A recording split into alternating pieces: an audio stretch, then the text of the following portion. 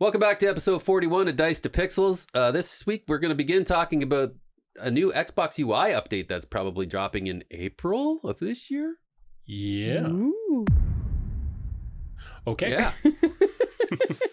Yeah.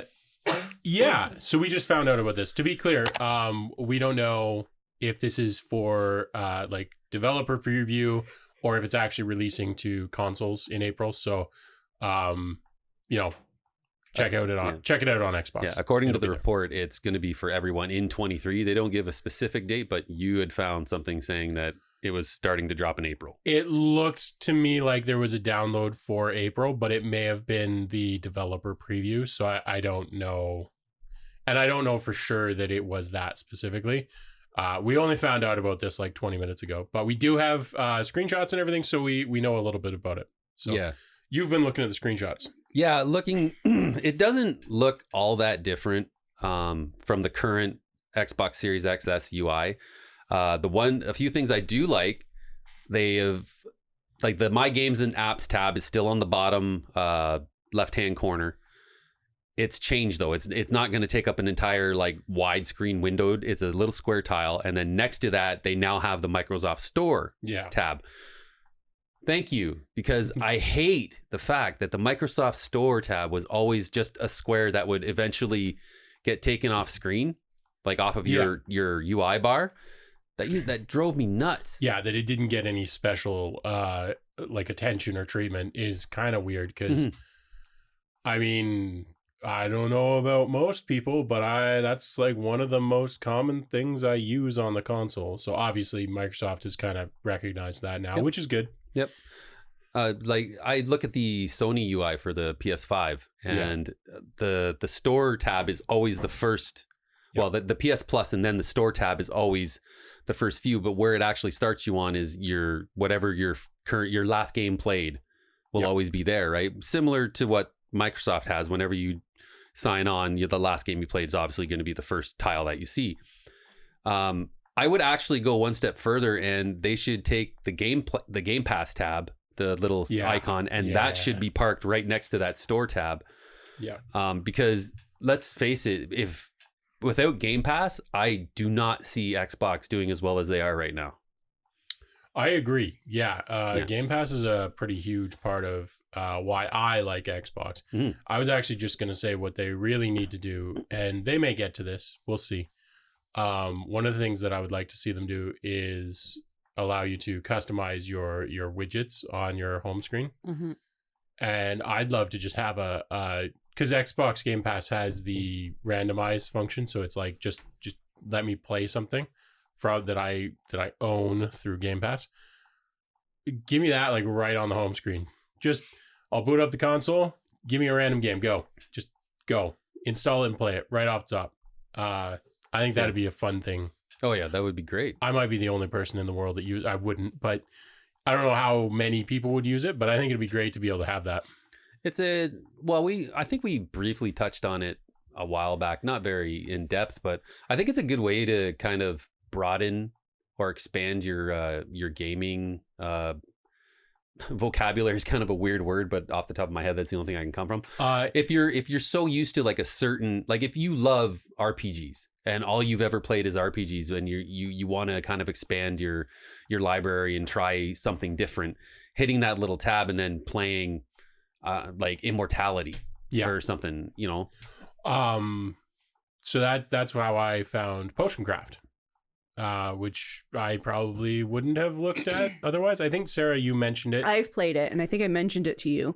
I think if I played it more and given you more in depth of it, then you probably would have latched onto it. But that, you found it on your own at the same time then because of that. Yeah. Well, I think it was after you had told me about it, but I forgot about it. And then it came up in the randomization. I was like, oh yeah, Sarah told me about that. I should check it out. Probably would not have actually gotten into it at all if that hadn't happened. So I like that feature. I think it's a great feature. Yeah, it was definitely a you guys game. That would have been one where I played or I'd started playing, and you wouldn't like it. Yeah, no. I would actually try to mix potions for real, but they would just involve like soda pops and random bottles of liquor in the freezer, and then I'd make Sarah try it. I mean, I would. That just sounds like a college party. I just have to come up with some old things that my old man used to say, like, "Oh, this will grow hair on your chest."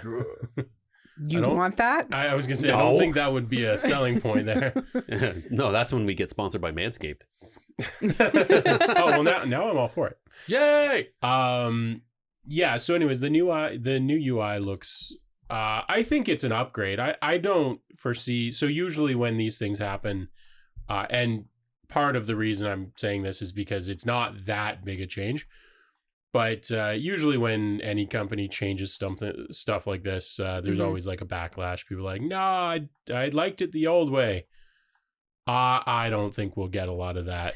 No, considering I don't think, well, that's what happened when they originally turned to the design that they have currently. Because it used to look like the 360 dashboard. Yeah, which I didn't love. And the Xbox One dashboard sucked, which is the one in the S, the X and the S look very similar to the one. Yeah, because they had I don't like this about the Series X either, how they have like these windows where you have like your main, but then if you press down, you can put like different things on different tabs going down. Yes. And I really hate that. Yeah, that was really weird because I started playing Control again the other day, and Chad had installed it for himself on his profile. So when I went in, I was expecting it, like with PlayStation, to be one of the top things in the tiles there. I had to go through and like all of our installed games, I had to pull it up that way versus it just being there for me immediately. Yeah, the way that it chooses what to show you there is kind of weird. There's definitely work that they can and obviously are doing on this. Yeah. But this feels like a strict upgrade. Like they didn't change a lot, but what they changed really seems like good. As long as they keep our Pizza Hut ads, we're all happy. Yeah, which by the way, what a disappointment. It was. Yeah, well, you actually ordered them. Yeah, oh yeah, I did. Yeah. So for anybody that doesn't know, Pizza Hut has been quite maliciously advertising these damn melts that up in Canada here anyway. I'm sure our friends in the US, they probably got it too. Yeah, I'm sure they have it down there as well, but they're basically a small pizza folded in half, but looking at the ads for it, initially we thought it was like, oh, it's an open, kind of like an open faced panzerotti. Yeah. Or a calzone. So I seen the ad the one night Sarah was working late and I figured like, hey, supper, we'll get this. Because I seen the ad in the bottom corner, and what a disappointment. This is a Pizza Hut ad that both Chad and I got on our home screens on our Xboxes. Yeah, which was weird because we talked about it on the podcast previously when we first saw it, but they didn't even give you the option of ordering them. They just showed you the video. Yeah. So I didn't order it, but Chad went through with it, and you said they were tiny. Yeah, you literally click on it and it just showed the freaking video of the ad. Well, it was worse than that because at the end of the video, there's like the order now in the middle of the screen that you can't click. Yeah. So yeah, I ordered. I ordered 3 of them. There was 4 different choices, and I ordered 3 of them because 1, I'm a pig, and 2, I didn't like the 4th one. Yeah, the box that they came in was huge. Was huge. Like, so the second I seen the box, it gave you hope. Yeah, I was like, oh my God, this is a panzerotti. Like, this is going to be a bit. And then you open it and like literally a third of the box is the 2 melts. And then the entire other half of it, which is probably like 10 inches wide by like, 8 inches deep, is for 1 little cup of marinara sauce. Nailed it. Yeah. Nailed it. Yeah, so near miss on that one, Pizza. Yeah. But thank you, Xbox, for showing me that ad that forced my hand at ordering these damn things. Yeah, that was such a weird experience to see that on the home screen, which I don't care. Whatever, it's fine. It was fairly innocuous. The new UI looks good. I think it'll be good. I don't see a lot of backlash. It's not that big of a change to make. I think that's key. Yeah. I think you want to keep them small. Like I said, I just I'd like for all of my games to always remain on the top, and then if I want to go to apps like YouTube or whatever, like put them down underneath my games, like keep everything separate and stuff. Yeah. And also fix the damn home button. Yeah, that's a big friggin' beef of mine, is when you hold the home button on an Xbox, it instantly gives you the power options to either turn off the console, the controller, or whatever. PlayStation, when I hold the home button, it takes me home. Well, when you hit the home button on the PlayStation, it takes you home, doesn't it? When you hit it, well, yeah, on the PS4 it does, yes. On the PS5, if you hit the PlayStation button once, it brings up the little menu. Yeah, see, all that can go to hell. If I hit the home button, guess what I want to happen? Yeah. Yeah, I don't like that. Like, I don't like the power. If I want to turn off like the Xbox, like, okay, I will go to like I'll let me press the home button and then, pick the power option. Great. Sure. But if I'm holding it and I'm in a game, I want to go home for a reason. You know what I mean? Yeah. Well, so like, I don't mind, like, I never mind it because with PS4, like, I like the way PS4 did it, which is you press it, it does what you would expect it to. And then if you hold it, it gives you the power options. Mm-hmm. I was fine with that. Yep. I think most people were fine with that. Yep. But this, like, Xbox is so inconsistent with what the home, like, I often find myself hitting like 3 or 4 different buttons before I finally get to the actual damn home screen. Because it's like, oh, that didn't do what I thought it would. That didn't, and like, I've used it long enough that I should know these things, but it's not intuitive because you got to like hit the thing and then select home. You can't just take me home. It's fix it. Yeah. Or add a new button to a controller or something. Like, there needs to be an option to just go home. Yeah. It's funny. You're sounding like me. I know. It's the old man coming out. No, I thought PS4 did a good job of it, so I don't really know why anybody changed it. Well, even the Switch. I know if you hit the home button, it takes you back to like it takes you home. It takes you back to the Nintendo Switch start screen. And then, if you hold that gives you like the whole power options, whatever, right? Yeah. Great. That's the right way to do it, in my opinion, at least. Yep. But anyways. Yeah. So Xbox changes. I think they're good. I don't think they'll get any real pushback. They're small, and they just need to fix the home button. And while we're on Xbox, if you own Hogwarts Legacy, there is a chance that you will get a free copy of the Harry Potter movie or movies. Yeah, I think they just said movie in all of the things, but it didn't say which one. Right. Yeah, like I saw a movie, but I'm like, okay, what, like the first one? Like, I don't know. Anyways, Microsoft is giving away Harry Potter movie or movies to some people who bought Hogwarts Legacy. I didn't read all the details. I don't know if you did, but I'm assuming it's just in like the deals section. I assume you just get one of them for free. So check that out. I'm going to check out on mine later and see. Maybe we already own them on Apple, so I don't really care, but I'll take free stuff. Yeah. I like free stuff. Yeah. So, yeah. I mean, I've never watched any of the movies anyway, so. We have them. I know we have them. They get pretty good after 5. 5 out of 7, like 5, 6, and 7 are pretty decent. I like 4, but that was also because it's my favorite book. Yeah. Well, yeah. Well, the story of all of them is fine. It's just like, it's once the children grow up enough that they're actually somewhat competent actors, that's when the movies start getting good. So, yeah. I liked Hogwarts Legacy. Yeah, it was a good game. I never finished it. I still haven't finished it. No. Yeah. I got it because I ran into the typical bloat trope of most games of its style, where I got sick and tired of just doing the same thing over and over. And that's the thing. That's why I started Control last night, because you were telling me to play Hogwarts, and I'm like, I don't want to. I'm bored with it. Yeah. I think I've seen some place where there is a surprisingly low number of people that have actually completed the game. It doesn't surprise me because like there's beating the boss, which I think most people do get to.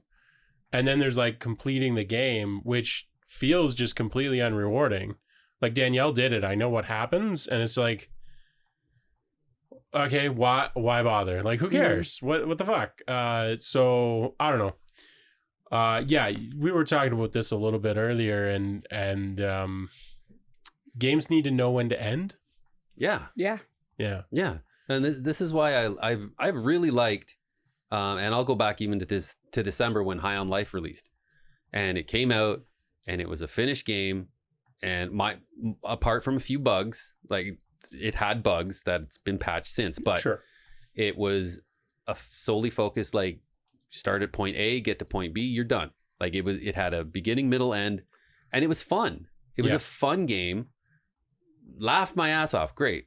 And then Xbox did it again with Game Pass with Hi-Fi Rush, another one that came out, was a finished game. You know, it had a few bugs, whatever, but you had a beginning, middle, end. It was a fun run, done. And I love it. And I look at even the Metroid Prime remaster that came out recently, which Metroid Prime is easily probably my top 5 games of all time. Yeah, well, you said it was easily your game of the year so far. Oh, easily, yeah. Because like for a remaster, it hit all the right buttons. Yeah, and I had only one minor gripe about it all, but whatever. Another one that was a finished game, and I wasn't online. I was just playing the freaking game, you know, offline or whatever, like on my Switch. It was great. The Resident Evil 4 remake's another one that just came out. Yep. Right? Yeah, well, I've been streaming Graveyard Master. Yeah. Graveyard Keeper. Jeez. Keeper. I thought you said bastard. I'm the master. I thought you said bastard first. It's like, shit, we just spoiled the sequel. Turns out you're your own uncle. No, even it, you know, it's not online. It has I haven't hit it, but I know it has a distinct end. Mm-hmm. You can kill time in the middle of it if you want. Like, you can take as long as you want to get to that ending, but it has an ending. I like that. Like, I do. So I fall into 2 categories. For me, it's like, give me a game with a very defined start, finish, and end, like you were talking about, or give me a game that has infinite progression. So like your quintessential JRPG where you can you can resurrect and you can go back into your game, you know, sword to up level it and everything else. Instantly incremental Epic Hero 2, the dev is back and is updating again. So I might be going down that rabbit hole again. Oh no. But like give me infinite progression or give me a fixed ending. I liked WoW. I played a lot of World of Warcraft, but I never truly fell in love with it because you get to the end and then it's like, yeah, there's still progression kind of, but not really. You sort of finished the game but didn't, which is how I feel about Hogwarts. And I'm generally in the same, like, for me, I'm cool with infinite progression, but I want infinite progression or I want a hard ending. And to your earlier point, single player games, keep them the fuck offline. Yeah. So with that in mind, do you think it has to do kind of with like the open world burnout? Like, because we've had so many open worlds versus having either something just completely linear or semi-linear.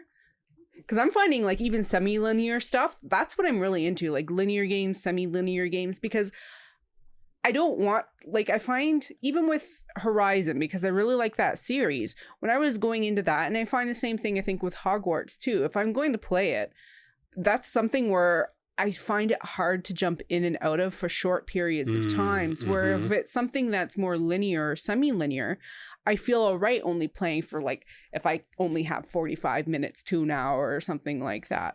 Well, to be fair, Horizon had issues regarding the main character being a complete and total tool. Well, okay, well, besides that, but just like in terms of gameplay styles. Yeah, I know what you mean. Yeah, because I got, even with that too, like with Forbidden West, I got bored of that too, and I had to kind of stop playing for a bit. Yeah, so did I. Yeah. I look at Assassin's Creed Valhalla. Which is a fucking slog. Yeah, well, so what I was going to say, and Valhalla commits this in a huge way, and Hogwarts does too, to a lesser extent. So there are games that you know you're going to have to commit a while to. Those are MMOs. Like, you don't jump into an MMO for 40 minutes. I mean, you can, but you don't. Like, that's not the style of play. So those get a pass. Like, they can do whatever they want. That's fine. For anything other than an MMO, your progression for like an open world, for instance, in my opinion at least, needs to be staged. So I'll use Incremental Epic Hero 2 as an example because I think they did a good job. When you start out the game, you have very little resource and it's like a slog to beat the simplest enemies. Perfectly typical. And then as you go through the game, you unlock basically experience points. They're actually currency, but they're experience points. In addition to all the other experience that you get that allow you to like automate certain tasks. And so every sort of phase of the game, it's like phase 1 is like you're doing everything manually. Mm-hmm. Phase 2 is like you're not bothering with like you can leave it running for hours and hours, hence idler. And it'll take care of things. Like you can buy the things that will go to a raid automatically and then go back to your favorite zone and everything else. So you like get over that hurdle and then you're like, cool, I'm in the automated section now. And it's like, oh, now I can start using like pets. And so, okay, so like that's a whole nother game on top of the game that I have to like do. That keeps you engaged. Mm-hmm. If something like Hogwarts, where it's like, oh, I learned a new spell. Oh, I learned a new spell. Oh, I learned a new spell. That gets boring. It can't not get boring. Yeah, even the oh, you found this unique puzzle. Okay, now go do it like 50 times. Oh. Yeah. Merlin exactly. Trials. Yeah. Or however many there are. Yeah, there were like 4 or 5 different types and like 70 of the damn things or something. Yeah. So like it's fine if you like there's nothing wrong with open worlds if you mix it up. But if you just do the same thing over and over and over again, of course it gets boring. Yeah. Mm-hmm. It almost feels like I hate saying it about the game, but I started playing Psychonauts years ago, and then I got the remaster, which was weirdly remastered, a while ago, and I started playing that, and I think I got maybe 3/4, halfway through the game. I'm not entirely sure which, but I just stopped. I got so bored with it because of the mid-2000s style of game of like bloat that they put in there, and I'm finding that's what we're getting a lot with open worlds now is they just need to fill in the world, and it has the opposite effect. It makes the world feel more generic and empty. The whole collection fest thing. I mean, even back with Banjo and Kazooie, I think was like one of the first really bad ones for the N64 games. Yeah. Mm-hmm. Yeah, where you had all these different things to freaking collect throughout the world that are just scattered everywhere, and it's like, holy geez, man! Like, It annoys me, even with currencies, online currencies. Yeah. I can't think. I know like Ubisoft's bad with The Division. There was like 4 or 5 different currencies that you had in the game that, you know, this will buy you this, but then this currency will get you this, but then this currency will get you this. Oh, but then this currency will get you this. And it's like, holy. Yeah. You just get to a point where it's, why can't everything just cost this? World of Warcraft did the same thing. It was there's gold, and then there's like faction points, and then there's like arena badges and like a million different things. Yeah. It again, for an MMO, you can get away with that a little bit, but only to a certain extent. It's still, I mean, there's a reason I'm not playing World of Warcraft. Yep. But yeah, more and more games, like single player games, everybody seems to want to be a completionist game, and you don't need to be. There's no value to that. And actually, to me, it does take away from the game. Like Super Meat Boy, which is I don't know how popular. I know it was kind of popular at the time, but I don't know how much of a flash in the pan it is. I don't know if most people are aware of it or not, but it was a pixel perfect jumper. So, think, Super Mario Brothers, but on steroids, where like you had to jump at the exact right time to like get the level complete, and especially in the fastest time. But each level gave a bronze, silver, gold. Yeah. It shouldn't have done that. I didn't like that. No. just getting through some of the freaking levels and alone was just like, yes. And then you see that and you're like, what? That's exactly right. It's like some of those levels were a nightmare to do, period. And then to get a silver by like a tenth of a second is like, oh, now I have to do it again. But you don't have to. But you feel like you do. Yes. Like if they want to do that, just my advice for games going forward, if you want to implement that sort of race mechanic, just have a leaderboard that you can submit your time to. And then if people want to have a pissing contest about who's fastest, they can. Yeah. It doesn't need to be part of the game. It doesn't, unless there's some truly fantastic reward in the game for that, and it not cosmetics, but like an actual legitimate reward. I don't know. To me, it and I'm sure there's lots of people that are like, no, you're fucking wrong. Like they're great, but I don't like that mechanic at all. I'm not a fan. I look at it like the top score in an arcade game. Yeah. You didn't get anything for doing it, but yeah, your name was on there so that everybody that walks into the arcade can see that, ADM is number one. Holy crap. ASS is number one. ASS, yeah. Bum. Hey, right on, bum. Dick. Good job, Richard. Yeah, I gotta say, for most of the arcades I went to, it was rarely somebody's initials. Yeah. So, but yeah, no, I agree. Like, there's having a pissing contest and then making that pissing contest part of the game, and I don't really support the latter.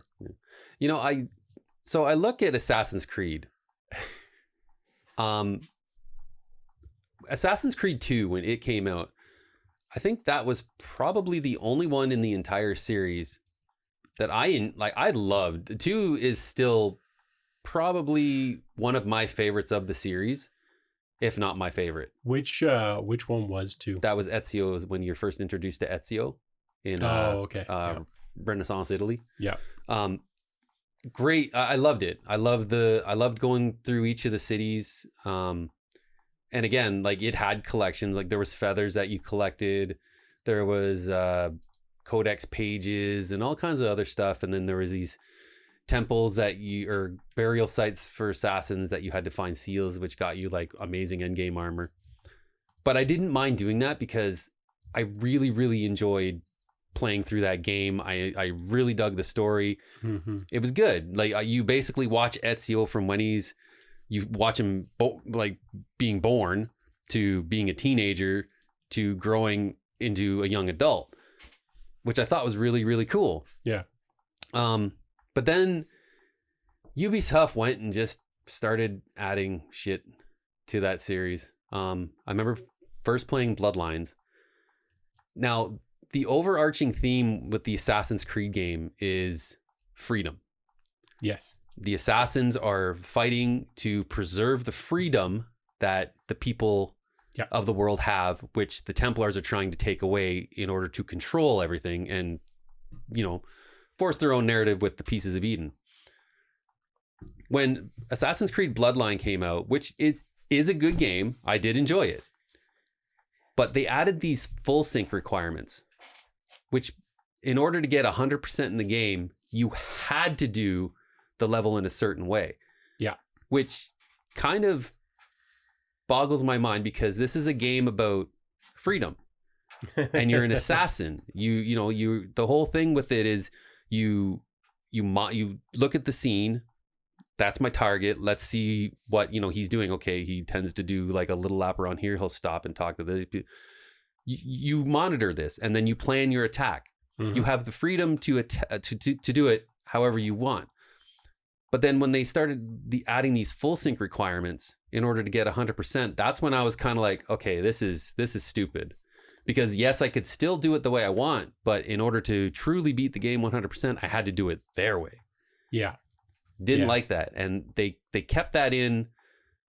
I didn't play Assassin's Creed 4 because after playing Assassin's Creed 3, the whole full sync thing really, really, really pissed me off because there was some mighty, mighty stupid full sync requirements to get 100%. I did do it.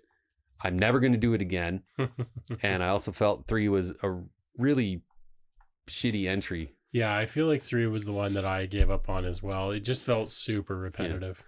But then I don't know. So I don't know. That's how I felt about 1. Yeah. Wow, you're not wrong. It was. Yeah. 1 was. Yeah. But like Unity and Syndicate, I don't know how those games played because I never played them because I literally lost interest. Yeah. When they came out with Origins and they went into the open world thing, Origins I felt was great because it was just the right size.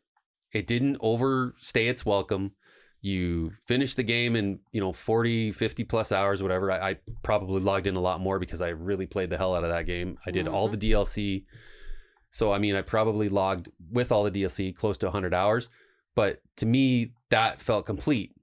But then they took Odyssey and they started making it longer. And with Valhalla, it was just the same. Like when you get to England, I got to like my 5th area in England and I was bored out of my freaking mind. Because you go to each, climb this, look at the landscape. Oh, look, well, there's that thing that you've done 7 times before. Yeah, just the side quests that aren't side quests, I think in general. Like that same thing with all open worlds that I've played where it's, go and find my marbles from fucking Hogwarts, right? Like go and find my marbles. And yes, it's a side quest, but is it really a side quest? Or are you supposed to do it because of who knows, right? I don't know. There are times when I'm just like, just take side quests, just take everything, like all of that shit out, and just give me the actual quest line that you want me to do, and a world to explore, and just piss off with all of the other nonsense, which I think is a little bit the same as what you were saying, Sarah, taken further, but where it's like you build this world, and then you feel like you have to cram everything into it. Yes. And it's like, you don't, just let me explore. Yeah. You don't need to. Well, Minecraft did that basically exactly. And look where it is now. Granted, now they're actually doing all of that stuff, but. They did it backwards. But it's also less popular now than it was in its heyday. So. Yeah. I should play some Minecraft. It's still kind of weird that Lego never looked at Minecraft and said, hey, let's do that. Well, they did. There's a Lego Minecraft set. No, I meant like Lego, as in as a game. They were too late, right? Like once Minecraft was out, what were they gonna do, right? Yeah. That's kind of and it's not like it was expensive, so they didn't have an answer to it. Yes, they could have developed a game and to compete with it, but it wouldn't have been worth their time. Yeah. I'm a little surprised they didn't try and buy it, but at the same time, I mean, when it did sell, I forget, but it was billions that it sold to Microsoft for. So I still wonder if they got their money's worth. I'm guessing they didn't. No, because they've tried to turn it into like other styles of game versus just leaving it alone and giving extra content to build stuff with. Yeah. Yeah, the Legends. Oh God. I've not heard good things about the Legend series. Well, it's not very Minecraft, right? No. The whole thing with Minecraft was just come and build some stuff. Yeah.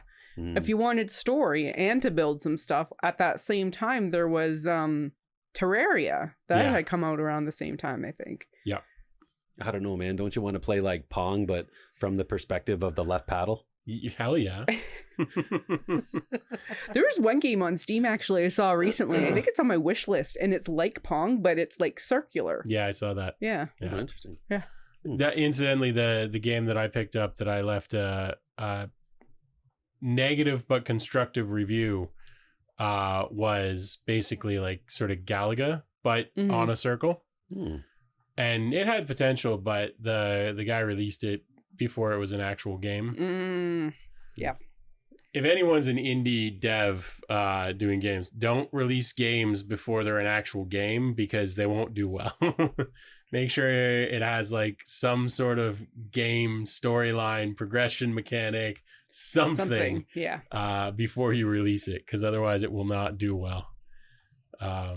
But yeah, no, I don't know. There are more and more, and maybe it's because I have less time to play games, although I'm trying to spend more time playing games lately. I kind of just feel like get out of my way with the side quests and just give me the, like, I think Graveyard Keeper does a good job of this, where like all of the quests are in one way or another pretty much part of the main quest. Yeah.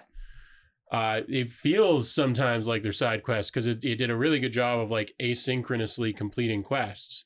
But they're all tied together. They're all important to each other. Yeah. And I think Stardew Valley does a little of the same thing too, because like, sure, there's side quests, but you don't have to pick them up. They're just on the notice board for the shop. And it's like, one of them is, I need a cauliflower. Well, I've already grown cauliflower in here. So yeah, I'm going to get 250 gold pieces for that. Sure. I will bring up the Mass Effect trilogy. Oh. And how a lot of the side quests that you did in that, from the first game on through the third, there were moments in there where if you helped, I can't remember the one specifically, but you helped a woman bring down an entire crime syndicate in the first one, and she ends up helping you in the next two. Yeah. So I like it when side quests kind of have that little twist. They add that little twist to the main overarching story. In 2, a lot of the side quests that you do basically will depend. It basically ensures if your characters live or die at the end of it. Like when you reach the end game, there is a chance that you could lose some of your party members because you didn't do certain quests beforehand. And I like that. Yep. I think, yeah. Yeah, because Horizon did that too in the first game too, where you do the side quests and you'd make friends with various other people in different tribes, and they would help you at the final battle too. Mm-hmm. Yeah. Yep. Yeah. That is cool. Anything that ties it in helps. They just got to be rewarding, right? Hogwarts was really bad for that. Some of the quests were fun, and I enjoyed doing some of them. But the side quests in Hogwarts Legacy were like the exact antithesis of fucking rewarding quests. There was no benefit to them. No. Literally none. Honestly, I even feel that way about a lot of the mainline quests too. A lot of the quests, like, I enjoy the game visually, and I think I like a lot of the idea of the game, but in terms of the actual quests and gameplay itself, I think that's why I've gotten so bored. It's just because I don't feel invested in it. Yeah, I enjoyed the storyline. I enjoyed the premise behind it, but at the same time, I've now experienced that. So I don't need to do any more. Yeah. And yeah, the gameplay, I mean, like the flying was pretty terrible. Like for a game that emphasized flying to a certain extent, it's pretty fucking bad. Well, when you can't look below you because it lowers your broom down instead of letting you look underneath you. Yeah. Yeah, like there were a bunch of things in that game that felt a little bit half-cocked. But none more so than the side quests, which were just like, I legitimately don't think any of them added to the story in any way. I could be wrong, but I don't think so. I can't think of any. I can't think of really any. I'm going to fish in my memory here and go back to my youngin' days. Okay. So we're talking like pre-Atari? No, actually post. The Super NES, actually, when Final Fantasy 3, aka Final Fantasy 6, there was, and it's not so much a side quest, more a series of events to do in order for one character specifically to come back in the second half. And I remember finding out about this after I had already gotten that far and lost the character, and I started over. Okay, so spoilers if you haven't played Final Fantasy 3 or 6. No! Okay, when you get to the midway point, there is a good chance that if you don't do certain things, you're going to lose Shadow, who is the ninja. Yeah. But I can't remember what they are, so forgive me. It's been a while and I'm an old fuck. If you do these certain things in the second half where you would usually find Terra, you'll find Shadow. And you'll be able to get him back for the second half. Yeah, that kind of stuff's fun. I consider that more along the lines of Easter egg than it's not quite an Easter egg, but it's in the same. That's why vein. I said like a series of events. Yeah, it's not what I would call a side quest. But yeah, like the stuff like that is great. Those are fun. They're little rewards for the player, and if you're attached to that character, it's super awesome. When you were talking about Mass Effect and how doing certain things influences the game, so is it kind of like with I think it was Witcher series, where things that you've done in previous games will carry over into The Witcher 3? Yeah. Is that what you were kind of saying with the Mass Effect? Did The Witcher do that? Yeah, it did. Yeah. It did? Yeah. Similar mechanic. Okay, yeah. So like if you, in the first game, if you save or killed the council, let's say you saved the council in the first game. In the second game, that's the council that you'll meet. But if you killed the council in the first game, when you start the second game, it's going to be the new council. It's going to be a new council. And they don't love you. Yeah, they hate you. Oh. They think you're a dick. Yeah, which... Well, it's true, I mean, based on what I've seen of Mass Effect. Yeah. Space boost.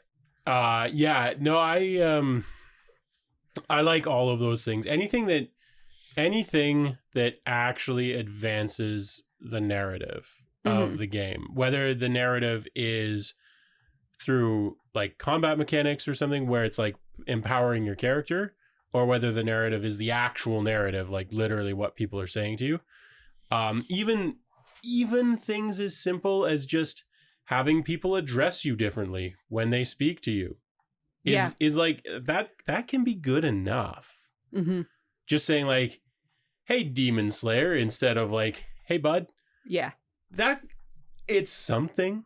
I mean, sort of a real world example here, but it's the sort of thing that people notice. I was staying at a hotel who, and this isn't something like lots of hotels do this, but they swapped out the mats throughout the day. So in the morning they said good morning, and in the afternoon they said good afternoon. And it's stupid, but like you came off the elevator and you're like, that's cute. Yeah. Yeah, that is actually really cute. Little things like that people notice. And so like little things that affect your game can feel like a good progression mechanic. So it doesn't take a masterwork of game design to make side quests interesting.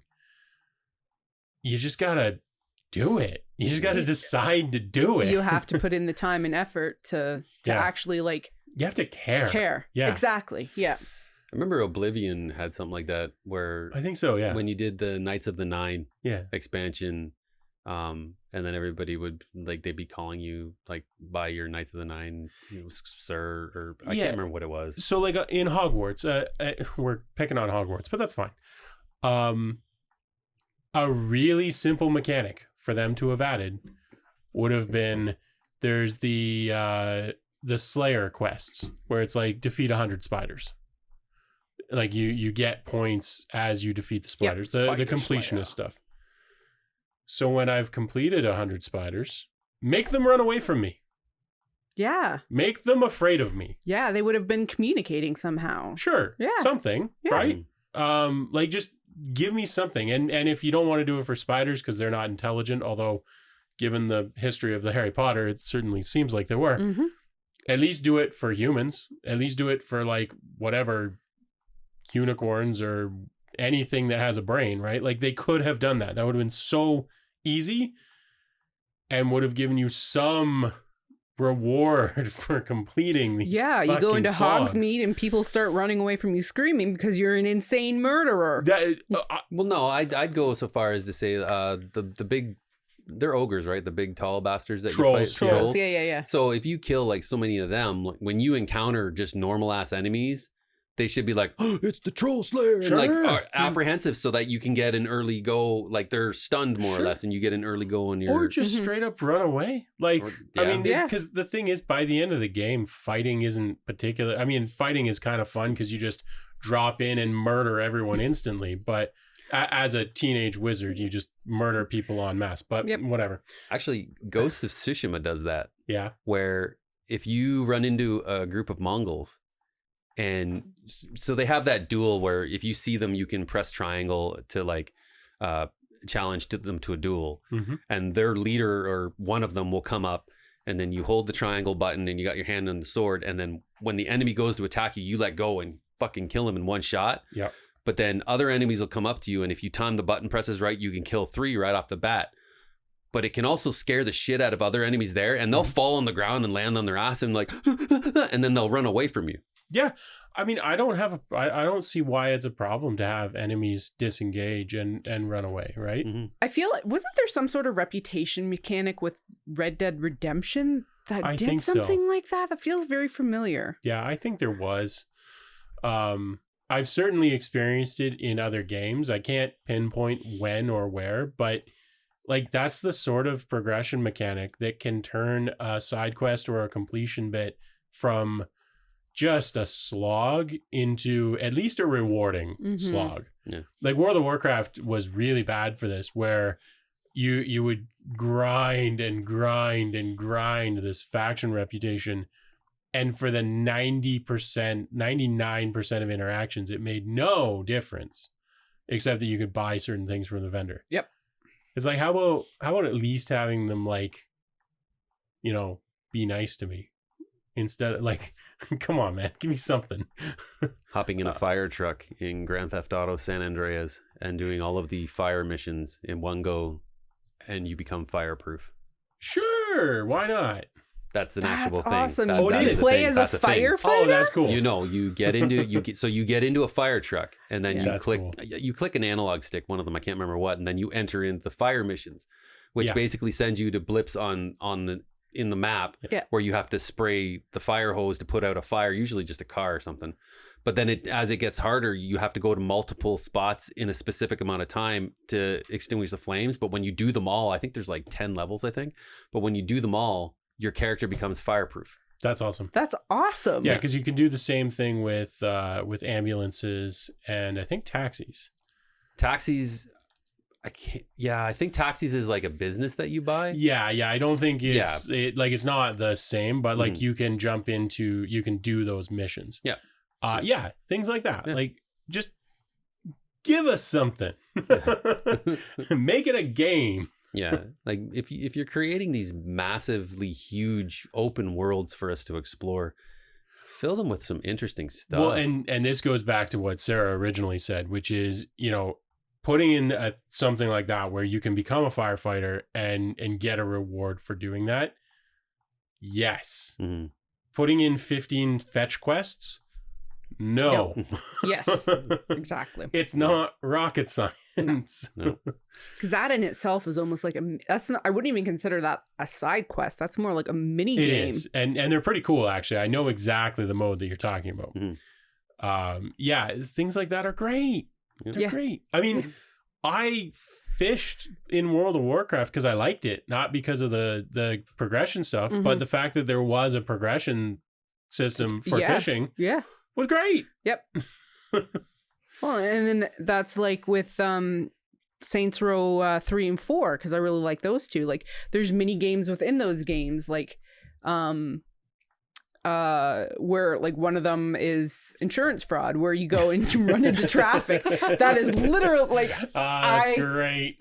Love that mode so much. And like there's like fun little modes. Some of them sucked ass because I was terrible at them, but like. Yeah, those side quest mini games are fantastic. Great. Yeah, insurance fraud. That's awesome. It's hilarious. They tried to do it again in the recent Saints Row reboot. I don't think it had the same kind of appeal like the other ones did. No, but god damn, those are fun. Because when you got hit, you didn't say the stupid stuff like you did in the other ones. Like, oh, that's gonna leave a marker. Yeah. So anyways, that stuff, I think we've covered that pretty well, but it bugs me because it's not that hard. Like as an individual, like as an indie developer, it's really difficult. So I get that, but indie games don't tend to have this problem. It's the AAAs that have the problem. It's like, because people are expecting bigger and bigger games from AAAs. Yeah, it's like, listen, you've got 150 developers working on this, and this is the best you could come up with for a side quest. Come on. We had a couple of news items that we were going to cover in addition to the Xbox thing. I think the one actually kind of bounces off of this pretty well. So one of the things I find a lot, especially in AAA games too, is like when you're walking past people all the time, it's always the same crap that they say all the time. Or in text-based games, it's always the same lines. Like sometimes I just like talking to the NPCs or just seeing what's going on. And that's one thing I really like about Stardew Valley is like every day you can go around to all of the people and they'll say something. And generally, like, I imagine they only have so many things that they say, but I haven't run into doubles of the same thing. Well, I used to be an adventurer until I took an arrow in the knee. Oh my God, that is the worst offender. You won't believe how hard it was to get around before I invented the Flu Network. Oh, nope, that one is the worst offender. Oh, man. Anyways, yeah. But yeah, apparently Sony is one of them. There's some developers that are trying to make more realistic NPCs and using AI chat to develop like things that like chat for NPCs that just never repeats itself. Yeah. Yeah, they're basically using a very cut down version of essentially Chat GPT, the same sort of technology, and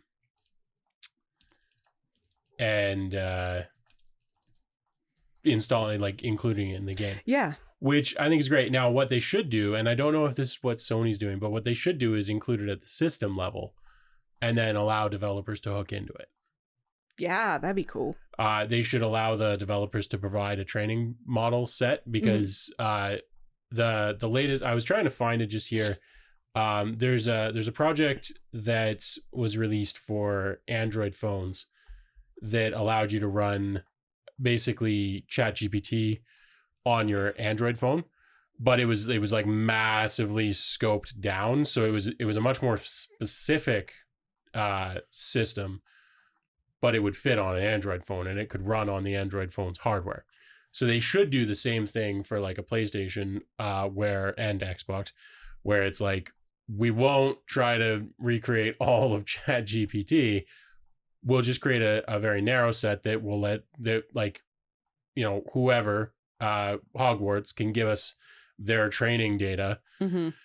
That's based on, keywords and what the movie's dialogue and whatever, like feed it to the books and that way it can respond with things. Yeah. And it more or less has learned the world. Yeah. And so like they can give that model to the system and then the system can run the actual intelligence. That's what they should do. I don't know if that's what they're going to do. But that'd be great. I think the idea at least is very interesting, and I hope something comes of it. Oh, it will. I mean, even if they don't do it at a system level, it won't be long before games will do it. I mean, you can already get pretty sophisticated chat responses in a very small, like a very resource constrained AI bot, basically. So. Like it is happening. It will happen. It is happening. It probably by 2025 there won't be a AAA game that doesn't use that sort of thing, unless they're idiots. That's assuming that by 2025 ChatGPT isn't just writing all the games for us, anyways. I do like some of the little NPC banter that you run into while playing GTA Online. Hearing some of the NPCs that they have, or the locals as they're termed in the RP world, that some of these NPCs say, and some of the conversations they have is just like, holy crap, man, like there's some pretty witty shit. Yeah, well, and I remember even back in GTA 3, the radio stations. Oh, they're great. They're great. Right? Yes. Oh my God, they're great. Like they're great. The talk radio. Yeah. Yeah, I don't like, so I dig it when they have licensed music in it, and San Andreas probably had one of the better soundtracks just because it's all based around the 90s, which is, yay, best, yeah, I love you. But all of the talk radio is fantastic. It's fantastic. And the stuff in GTA 5, they have two separate ones. They have the one in the city called WCTR, and then they have the one outside the city, which is Blaine County Radio. Yep. And they're both just fucking wickedly fun. I will literally load into the game just to listen to these. I've heard it hundreds of times. People set up websites that you could just have it like playing in the background. so great. Like that stuff's great. That's very immersive. It's very awesome. It's super cool. So, and like the fact that you just get in the car and it's just playing, like the radio station is playing all the time and you're only experiencing when you're in the car. Like they did a great job. Yep. GTA has definitely been on the forefront of that kind of stuff for a while. So I assume the next GTA will include LLVM, large language models to deal with the responses, because they're the type of company that will do that. Yep. Cool. In 2050 when it comes out. Oh my God. So real quick, I want to chat about, because I think we're pretty much at time here. Mm-hmm. I want to chat about this new Sony handheld. Yeah. So I don't know that we know any of this for sure. There's a lot of rumors about it, and there are some sort of high likelihood leaks. We have a cat whining at us. But so what it is it's a screen and a controller. It doesn't have any actual game system in it. It just remote plays from your PS5.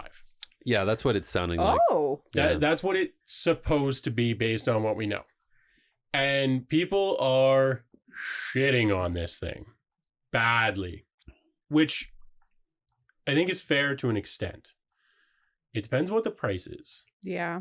If they try and market it for like $600, they're stupid. They're insane and they can fuck themselves. Yes. Mm-hmm. If it's $200 or even $300, maybe pushing it. Then I think it could be cool. And for more reasons than just so in theory, I think it's meant so that you can play like on the toilet. Well, so potentially, right? But like it sounds like they also expect you to play over the internet. Now, I have played remote play over the internet back when I had the Vita, and I've done it through my laptop and stuff. It has never been a great experience. So if they're counting on that, I don't think they're going to sell very many. No. Because I've never had a good experience with remote play over long distances. Sometimes it's okay, but like I've never had a good experience. But for me, I don't own a PS5, so we'll call this Xbox. We'll say if Microsoft was releasing the same thing. I have the problem that the X, as you two know, is attached to the really nice big OLED that we have in the living room. But Danielle watches a lot of horror movies. I don't care about horror movies at all. So I would love to be able to buy like a cheap controller that has a screen in it that I can just like sit back in the chair and I'm still hanging out with her. And if the movie turns out to be good, awesome, but usually it doesn't. So, I can be playing Xbox on my little screen over my local network, so it doesn't have to go over the internet. And I think that's worth it. I think that could be great. Yeah. But that doesn't seem how they're marketing it. They seem to be marketing it as like, you can play from your hotel while you're traveling. And I'm like, no, you can't. I've tried that. It doesn't work. It's crap.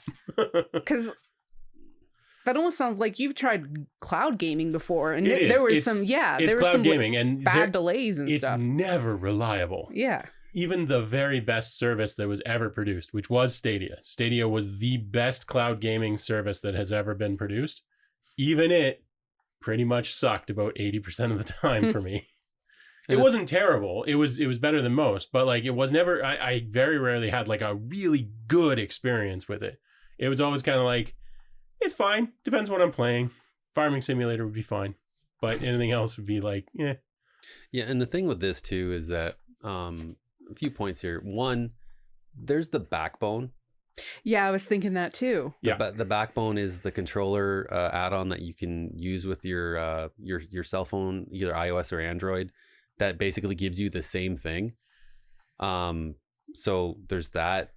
Plus, Nintendo and Steam kind of got Sony by the balls when so far as the handheld market's concerned. I think the Steam Deck, you're gonna start seeing the Steam Deck getting up there I think, insofar as handheld goes. Oh, I think so too. Like Steam Deck is the best handheld there is, no question, in my mind. Like it beats everybody else by a mile. That's why, like, I don't see this as a handheld. They seem to be sort of positioning it as one, and I think that's a mistake. To me, it's a controller. Mm-hmm. It's an expensive controller that you can buy that has a screen in it. And the reason that's important is because they also should use it for multiplayer. So right now, if you want to play, let's say Diablo 4 multiplayer, you can either both join on one screen and you can Battletoad and everything else. What they should be able to do with a lot of games at least, is give that second player with their screen controller a separate view. There are rendering requirements that would make it non-viable for some games, but for other games, it could work phenomenally well. Couldn't you do that with the Wii U? Not anymore. It's similar. Yeah. Like that same sort of, right. Not anymore. that same sort of experience is exactly what I'm thinking. Like, don't think of it as a separate, and this is sort of to Sony, not so much to the people who might buy it, but like, don't think of it as a separate system. Think of it as a controller with a screen in it. Let me just use it as my normal controller. Make it a good controller for starters, and let me manage my inventory on it while I'm playing the game. Like there's all kinds of things that they could do with that if they just position it as, here's a new type of controller for our system, instead of like, here's a thing that you can badly remote play from your system. By the way, you could also just bring your laptop, which you're flying with anyways, and a PS5 controller, and you're good to go. Like it's another one of those things that they seem to be just marketing it as something that it will not succeed as, where I think the same exact product could be marketed as a successful thing. So plus two, I find with a lot of the games that you'd want to play on a Sony platform is their first party stuff. And honestly, the scale at which they make those games are the better place for that is in front of your home entertainment system. So oh for sure. But I mean, there's lots of people that, well, maybe not so much these days, but there are lots of people that travel that have you just can't be, right? Yeah. So give me the next best thing. 100%. Yep. Like that's why I played remote play back in the past. But it sucked. So like, I'm not going to be sold if you say, hey, here's a remote play thing. I'm going to be like, it's not good. Here's a cool controller that you can have and use day to day that elevates your gaming experience. Now we're talking. Give me that over a pro controller any day. Yep. So anyways, that's my 2 cents. I think it's going to be a complete disaster, because if what's been said about it is true, I think they're positioning it to be a horrible failure. Yeah.